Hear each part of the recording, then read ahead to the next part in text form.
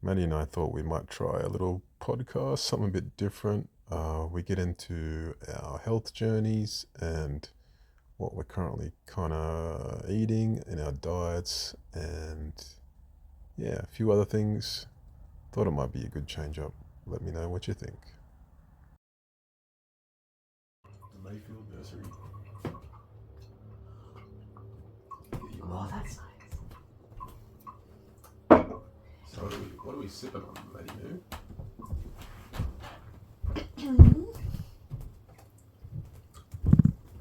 This is one you picked out called Halo Magnesium Chocolate. Hello. Actually, that's the same brand that does those fizzy drinks. You know, that we got from the other organic store. The magnesium ones. Yeah. I just because I saw the top of it and I was like, that looks familiar. Oh, MG is magnesium. Right. Yeah. Delicious MG powder drink. Mm-hmm. What do you got in it? She's got magnesium. It's good. Glycine. Can you... I actually don't understand what glycine is. I think it's an amino acid, and it's meant to be. I think it's meant to be good for like skin health, and like I know people relate it to sleep. It helps with sleep. That's off the top of my head. I'd say it's an amino acid. Something important for protein synthesis. Yeah. Also has... Is it valerian? Valerian root. Valerian root and ashwagandha. We're gonna fall asleep really quick. Wow. Hydrolyzed bovine collagen, raw cacao powder, coconut milk powder, magnesium glycine, natural vanilla flavor. Nice. How much? How much? The price? $30. So, if you want to sponsor us, Halo, reach out. DNM Podcast. I'll stick What's that this little there. sticky thing? I don't know. Did they have other flavors? Yeah, they had I think they just had like a plain one and then something else too. I forget. That shop was really. I think after going to the city and then going to the shop, my brain was like, yeah. It's sort of weird that it was that busy on a weekday. Did you just see the signs that were saying it was like voted the world's best shop or something? That was interesting. It's pretty good. Yeah. Like for variety and... It had good organic produce and what's the stuff? No kiwis. No kiwis. What's the deal? Adelaide. We're in Adelaide and there's no kiwis. It's freaking stitch up. Gone. The kiwis are meant to be good for sleep as well, actually. Very high Before vitamin bed? C.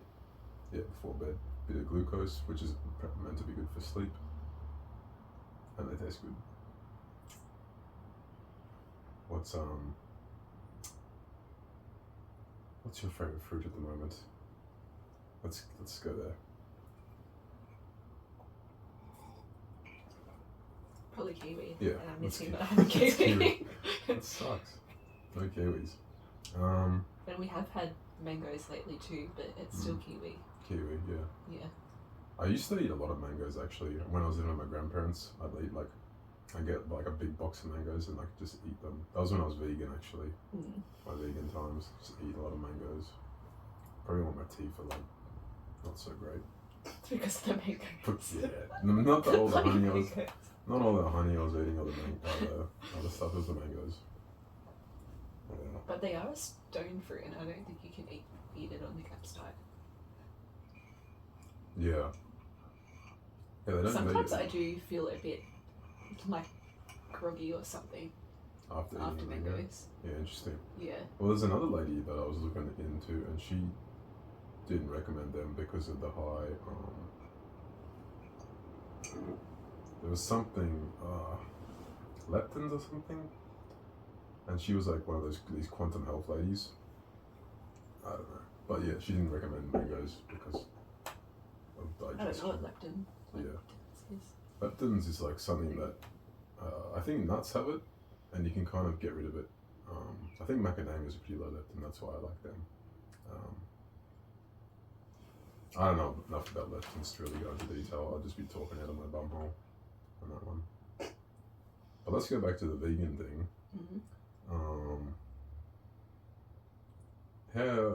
What's the main thing you've noticed the most transitioning from veganism to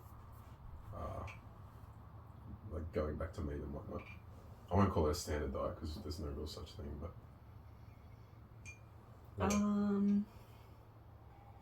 probably skin, hair.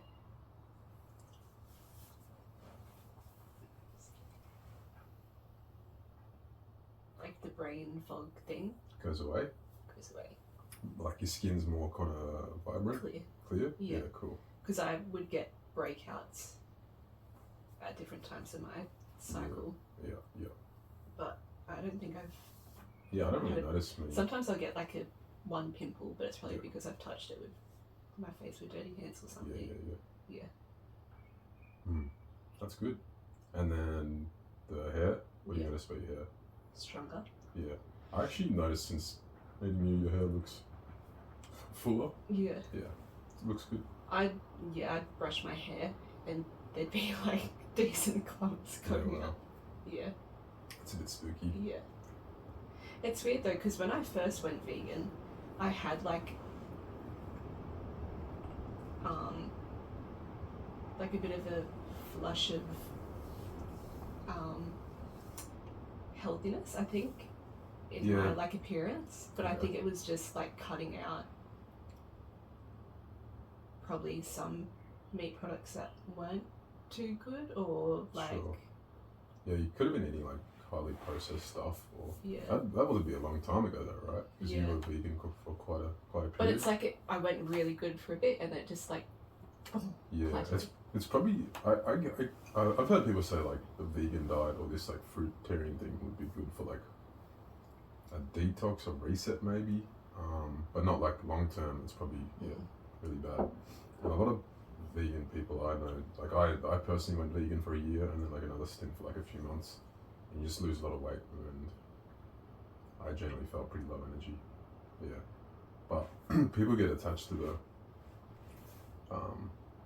like the moral ideas of veganism, because obviously factory farming is terrible and not good for anyone. So that's kind of why I turned to veganism, is because just the terrible things that happen in there, and then it's like not environmentally friendly, and the meat's not very good for you. But like people get attached to that and they see that and they're like, it's terrible. But there is like alternatives or like sustainable farming practices which do help. So it's not all doom and gloom. And if you look at like out in nature, like what animals do to each other, and life eats life. Like even trees eat dead animals. So nothing's technically vegan anyway. Unfortunately. I wish we could all get along in kumbaya, but it's not the case. But you also, I don't know, like, I think I probably also gravitated towards it because I felt maybe that I could eat anything that I wanted as long as it was vegan, and I would be healthy and like be a good weight and everything. But I definitely bloated like crazy. And I'd always be confused by that, like why you bloated? This like what do they call it? Almost like skinny fat. That's what I felt like. Yeah, I could never drop the weight that I wanted. Yeah. Was it weight or you just like looked bloated? Bloating. Yeah. Okay. Yeah. That'd be pretty dangerous for your self-esteem and your mindset. Did you notice you were like a bit more like emotional, or like is it? I guess it's hard to say because it's like a while ago now. I don't know if it affected too much of like my mental clarity. Yeah. Some people do say like they notice it a bit more calm or whatever. But on a vegan diet. No, after like going from a vegan diet to a thing. Yeah. I I think it's been a while now, but I think I definitely noticed like my cognitive function's better. Yeah, it's a big one. So I kept on getting glandular fever. Oh. Yeah. What actually is that? Like you get just like a fever and your glands fill up, sort of thing, or? I think so, but it's like extreme fatigue, and I actually got it just as I was about to do the HSC. Oh. So I had brain fog, then I ended up with that, and all I wanted to do was sleep, but I had all these exams to do. Jeez. So I really flunked out on that. Oh no. Yeah. Veganism crashed your HSC score. Yeah. Jeez. Pretty much. Yeah, wow. But I think that glandular fever is called kissing virus. Because you catch it. Yeah, Yeah. okay. Oh, right. Okay. Yeah, interesting. Yeah. I don't really know much about it. Yeah, it's not a nice feeling. And yeah, my neck was really sore. I remembered that. Yeah. Inflamed. Yeah. Did you know anyone with glandular fever? They weren't tested. Okay. But yeah. Okay. Interesting. Mm. Yeah. So yeah, your gut biome's pretty important, and we've kind of gone on our own sort of journeys to, I guess, realize this, because we've been attached to veganism, and we've tried I've tried carnivore. That was also not the greatest. Just because you need some sort of carbohydrate, I think. Otherwise, you get burnt out. That was literally mince. Yeah, when I was in Sydney, it was like mince eggs for a little bit, and it didn't really work that well. Breakfast, lunch, and dinner. Yeah, from memory. Jeez. Yep. Organic. And then Organic. for the most part, probably. And then I did try keto, vegan keto, and that was just like, I think I made this weird like nut paste, and it was avocados. I think that's all I could eat. That was really bad. That was the last Keto one. vegan. Yeah, there was this guy called Ryan Humiston or something, and he was like a bodybuilder, and he said it was like the best diet to be on. I'm trying to get my head around that. Yeah, it's pretty much just like nuts or something. That's really all you can eat. Nuts. How long did you do that for? Maybe like a week. And then I was just like dying. I was like, this is unsustainable. And it was really expensive too, because to get enough Could calories. you eat fruit? No, too high in carbohydrate. Yeah, so it was like not sustainable. And I guess I'm pretty naive sometimes, or open. Well, I'm open to new ideas, and I'll try them out if people say they've got good benefits from them. So yeah, naivety. Well, my stint with veganism was, I think, between 5 to 7 years. Yeah. And then one day Mum was cooking salmon, and I was like, I need that right now. Kept that in me. That was my first thing. Yep. And I'd have it like really irregularly. And then I'd like sneak little bits of cheese. Yeah, okay. Or like if someone had cream in the fridge, I'd just like Drink some. have a swig of that. Did you feel good after you had the little bit of cheese and cream, or? Yeah. Yeah, okay. But like I just couldn't stop myself from eating. Your body was My just body like, knew. body's like, I respect your mindset, but we need this stuff. Yeah. Yes. Yeah. And then I sort of went to the extreme and started eating liver, like before even touching like chicken or red meat. That was good. That's probably a good way to rebalance yourself almost. Like Yeah. Yeah. I'm not saying you should be an extremist, but I don't know. The logic sounds good in my head. Like, yeah. No meat to go into like the most nutrient dense sort of form, which is like organs and stuff. Yeah. Which we probably should eat more of actually. Organ stuff. It was actually my neighbour, Laura. Yeah.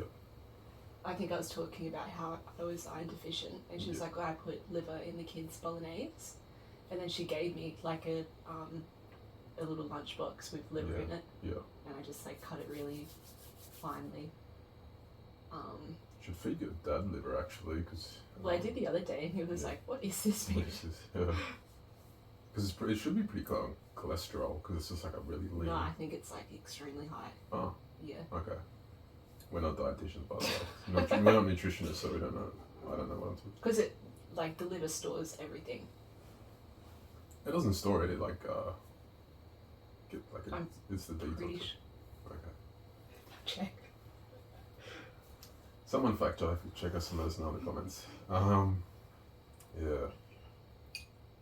And then what was the next step after what did you kind of find your body found most satisfying after that? Well, it was weird because that's when I found out my sugars were elevated. So then then I sort of went high protein. So I was having heaps of chicken, fish. Still wasn't really eating red meat. Yeah. But that was good because I think I was just getting like better sources of protein, dairy. Yeah. And then it wasn't until you started cooking your mince that I had red meat. Oh, really? I forgot that. Yeah. Wow. I was the getting you back on the mince. Yeah. The catalyst. Pretty much. Wow. Yeah, I remember when I was at TAFE and Owen's mum used to cook us steaks and stuff. Do you remember that? Yeah. I never saw the steak. No, we hit it well. Would you nibble at it? No. Just when we had a break, it was wrapped in foil and we just go eat it on morning tea. It was too warm. Sometimes, usually cold. But What steak. What kind of steak? Probably like porterhouse or something, or had a bit of a fat strip.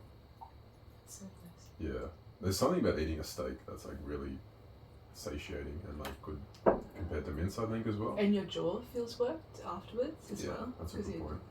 You're really chewing your food properly. Yeah. And I think that's another thing with veganism is that all the food is so like soft and easy to break down. Yeah. So you're not really using your jaw properly. I guess there's like raw vegetables and fruit, but like if you're cooking everything, it's just going to be like mush, which I remember from like sweet potato curries. Yeah, it's all soft. Yeah, you probably don't want to eat too many raw vegetables. No. Yeah, you need to break it down. Yeah, but me, it like gets it working. Yeah, all the gristle and the fat and the connective tissue. Yeah, it's cool. What's kind of your what meal these days do you find is like most that gets your cognitive function going the best and making you feel the best, like energy wise? And I think when I did that bowl of liver and then had the raw carrot salad. Yeah. Was there cheese or something in it? Mushrooms and onion? Yeah, something like that. I don't really know much about. Oh well, actually, mushrooms are a good like source of fiber, and so is the raw carrot salad. Like raw carrots are actually like indigestible fiber. That's like a repeat thing. Yeah. Maybe a bit of cheese. I really like goat's cheese at the moment, actually. Yeah. Goat's good. Goat's good. Have you had it before? Maybe once, but Tasty. it's good. Expensive, but goat's milk's good. Good source of copper, and a lot easier to digest because apparently it's like the closest milk to human breast milk. Mother milk. Mother milk. Do you know I might have already said this, but there's like bodybuilders who actually go out and like try and find human milk because it's like good for muscle protein synthesis. Don't blame them. Don't blame them. Actually, and then colostrum, which is like a form of cow's milk. That's in it. No, but this is like another thing. Like it's colostrum is like the milk more. There's like a part of the milk for the babies of the cow that has more nutrients in it, or something like that. This is really making my brain work. All this stuff, but it's good. Yeah. Okay. Yeah. It's derived from cow milk. Cow milk, yeah. Oh. Yeah. So would it just be in a cup of milk? I think it's like there's like a foamy bit or something, like straight from the udder. You'd get the colostrum, but if you got like It'd have to be raw milk. So it potentially could be in raw milk. I'm not too sure. Yeah. So anyway, that's a good brain dump. And I guess that's why we're doing this whole thing, is to kind of, yeah. Actually, something came up on my feed today about like how people who like talk to themselves and they don't hold on to, say you've got like a negative thought in your mind, they don't hold on to it in their head. They kind of just talk to themselves, and it helps them self-regulate their nervous system and lowers their cortisol. But yeah. Is it them just like venting out loud? Like, say there's something not a good thought, and are they just like going over it out loud, or is it them being like, chill out? I guess even if you just say the bad thought, it'd probably just get rid of it. It didn't really go into specifics, but it makes sense. Like I gave you the example earlier of like saying I love you to myself, and that kind of helped, I think. Yeah. Which I never really ever do, but it was interesting. Well, that's like positive affirmations. Yeah, positive affirmations. That's a good one. Yeah. I used to do that. Yeah. A fair bit. What did you used to say? Like say it was like I knew it was gonna be like a more hectic day. I'd just be like, you've got this. It's gonna be a good day. Yeah. You can handle anything that comes your way. Yeah. Yeah. And you found that like usually helped up. Yeah, that's cool. Well, like it makes sense. Why would you spend the time like making the situation worse? Yeah, stewing on the negative, being negative about it, when you can just take control of it. Yeah. No, it's a good point. I mean, people will like just poo-poo it and say like, bunch of hooey. But if it helps clear your mind, which is the main thing is you want to clear your mind, right? Yeah. So you can have like, just like thoughts come easier, and you get into your flow state or whatever you want to call it. That's the goal, and then you can just function optimally. Yeah. But yeah, so that's kind of the goal of this, really, is to help us as well, and hopefully like provide some entertainment or some insights for other people, which would be really cool. Maybe even like develop a little community. It should be kind of exciting. It'd be nice to be relatable to someone else. Yeah.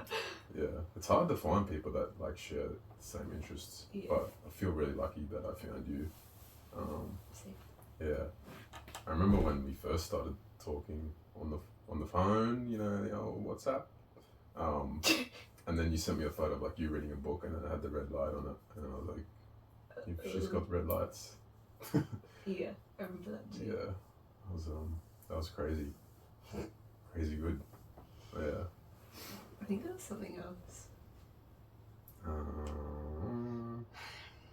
Reading or something.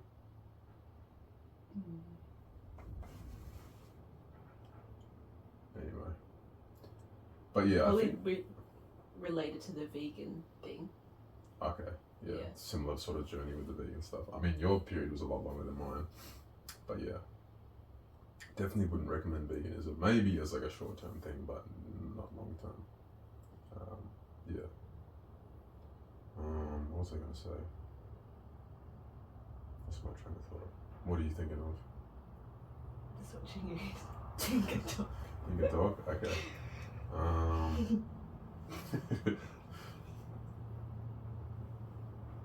man, I had a thing. So what were we just talking about? Before the vegan thing again? Red light. Red light. Yeah, well, red light therapy is interesting actually. I mean, it's meant to recreate the red light spectrum from like sunset and sunrise, which is meant to be like the infrared light's meant to be really beneficial to the skin and whatnot. Yeah. And we have a panel, but don't really use it that much. I've been getting use out of it lately. Yeah, you better be. Yeah. Yeah. But do you notice anything? I mean, the only thing I really notice is like calmness afterwards. Like it kind of helps you rest. But I'm not really doing it directly. I think anymore. it makes because I think I try to avoid long exposure of sun on my face. Yeah. and like a lot of the time my neck is more tan than my face because I've got a hat on. Right. But it does give you a bit of like a nice glow on your skin. Yeah. Been working on that neck tan. Yeah, well, that's good. Like, so if it does work as it says it does, the infrared light does penetrate your skin, and then I believe that would like bring blood flow to the area. So it would be just like a beneficial thing. Yeah. I don't really see how there could be a negative side to it, really. Maybe I think relying I've on used like had oils on my face before and then put that on and it's pretty much burnt my skin. Oh wow, okay. Yeah. Well, don't do that. Don't put oil on your skin and red light burn. Well, actually, it might even just burn your dead skin off. So, True. there you go, positive side to it. Yeah, so red light's interesting. But I've been using the gua sha tools at the same time. Yeah, okay. That makes sense to me. Yeah. It's a double whammy. Do you reckon red light helps with lymphatic drainage? I mean, it makes sense it would. Because what? Yeah, lymphatic drainage is literally like blood flow anyway. Yeah. Yeah, that makes sense to me. Yeah. The functional patterns guys talk about how optimizing, like sprinting would be the best thing for lymph drainage. Because you know how people talk about like the bouncing on the trampoline? That's like, you know, when you're running, you're actually like, pretty much bouncing. so that's like kind of like, the logic there is for the bouncer, but if you can sprint well, then that would be like even better because you're using full body. Yeah, using your body to move. Like sprinting is a full body exercise. Like you can use your head to kind of drive you forward and whatnot. So that'd be awesome to be good at that. Yeah, we'll get there. We still need to get you on the treadmill and look at your sprinting I mechanics. should do that and then I'll cancel my gym membership because I've been meaning to cancel it again. Yeah, haven't really used the sauna, have you? I remember I actually heard your dad saying something about the sauna. He's like, that'd be the most, I don't know why people go in there, it's disgusting or something. Yeah. Oh god. But I wouldn't mind having like an at-home infrared sauna. Yes. Yeah, how does that sound? You could get 3 of those panels that we've got and put it in a confined space, right? Yeah. Would it look like that? But you'd need, but there's still like heat. Yeah, I'm just thinking like if the heat would get in them or like I mean if it's a dry sauna, like an infrared sauna is dry. Yeah. Just thinking if they damage it.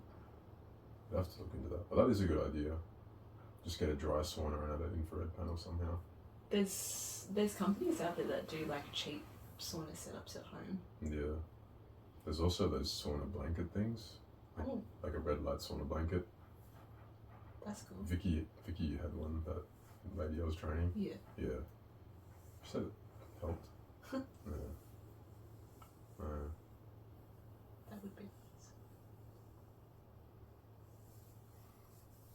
We're gonna need a second shipping container as like a wellness container. Wellness container. And have little workout studio FP thing. studio, sauna.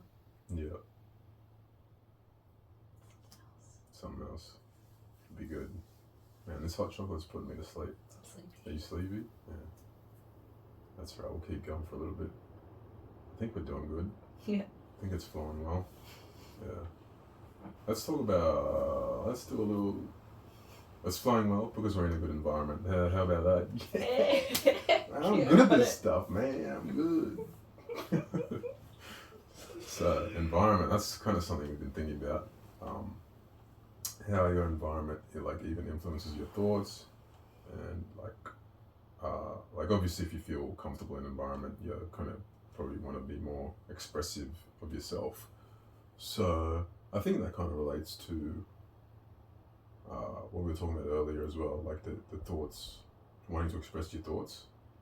So you need a good environment to express your thoughts, because if you're in an environment that's like not really supportive of that stuff, or like just not not a good environment to do it, then you're obviously not going to want to do it. So yeah, and I feel like being out in nature always definitely helps me have clear thoughts. Like when I'm out in nature, I always have ideas to like talk about for my videos and stuff. Like I get so many ideas. It's pretty weird.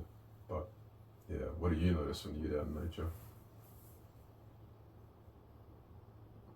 I think it's more that I don't think I'm in nature. Don't think. Yeah, okay. Which is what I need. Yeah. Yeah. I still think, but it's like less all over the place, and it's more like, boom. Yeah. Yeah. Yeah. I'm tired. Tired. Okay. DNM Podcast. Thanks for tuning in. If you We out. If you got any insights, comment below. Leave a like, subscribe, and say if you've made it this far, say Maddie's really cute and I love her. Oh, I don't want people saying that. Say that. Bye bye. That's it. That's it. That's it.